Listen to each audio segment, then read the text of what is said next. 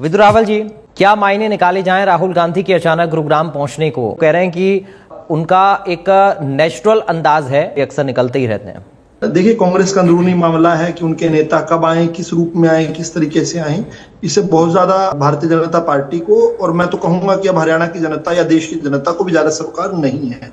राहुल गांधी एक non serious politician है। ये उन पर चस्पा हुआ थपका पूरे देश जानता है। गंभीरता से परे उनकी राजनीति रही है, लापरवाही भरी राजनीति रही है। वो बोलते हुए कुछ सोचते नहीं है, वो करते हुए कुछ सोचते नहीं है, और बाद में जो कांग्रेसी फैलाए हुए रायता होता है उसको साफ सफाई करते रहते हैं। बड़ी बात यह है कि कांग्रेस के युवराज राहुल गांधी ये सारे काम गुपचुप ही क्यों करते हैं? ठीक है, कोई एक आध विषय कई बार पर्दे के पीछे भी करना होता है, वो समझ आती है, लेकिन सारे काम में गुपचुप, सारे काम ही पेचीदगी भरे।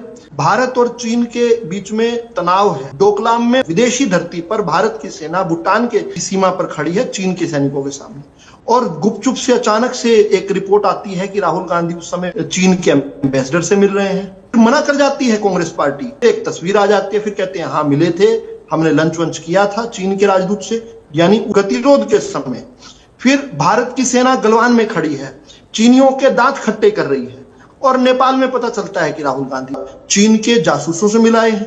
फिर उसका भी डिनाई कर देते हैं, फिर बाद में उसके भी सबूत आ जाते हैं, फिर उसके बाद सब गुपचुप है। आज वो मामला ही पता नहीं कहां है। देखिए, राहुल गांधी का मलेशिया में उस समय होना जब यहां पर उपराष्ट्रपति चुनाव के लिए विषय चल रहा था, और उसी समय जॉर्ज सोरोस का बेटे अलेक्जेंडर सोरोस का होना कुछ तो गड़बड़ बताता है। ये इतना आसान नहीं है दैट इट मीट्स द आई। राहुल गांधी का ऐसे समय में वियतनाम में जाना, जब सरदार मनमोहन सिंह जी की अभी चिता की राख भी ठंडी नहीं हुई थी, खुद को वैसे तो बेटा बताते थे कि मनमोहन सिंह जी का कोई बेटा नहीं है तो मैं बेटा हूं, लेकिन गायब हो जाना, वियतनाम चले जाना, इटली चले जाना, बैंकॉक चले जाना, यूके यूएस चले जाना, और वो हाईएस्ट प्रोटेक्टी हैं, one of the highest protectee सुरक्षा की दृष्टि से देख बता के जा सकते हैं। अच्छा, किन लोगों से मिलते हैं? अमेरिका के इलान उमर के से। इलान उमर कौन है? जो भारत के विरुद्ध रोज गलत बोलता है, कश्मीर को आजाद करवाने की वहां पर मुहिम चलाए हुए है, उसके साथ मिलना। तो यूके में जाते हैं, लंदन में बैठते हैं कि why is West oblivious to the fact that democracy is redundant in India. Bharat में लोकतंत्र खत्म हो गया, पश्चिमी ताकतें चुप क्यों है, भारत पर हमला करते हैं, बड़े अजीब।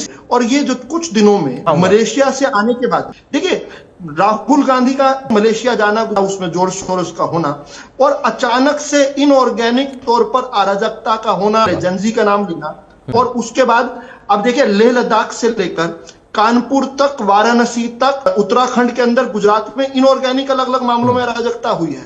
किसी को समझ नहीं आ रहा क्या, कोई कह रहा है आई लव मोहम्मद, कोई कह रहा है आई लव महादेव।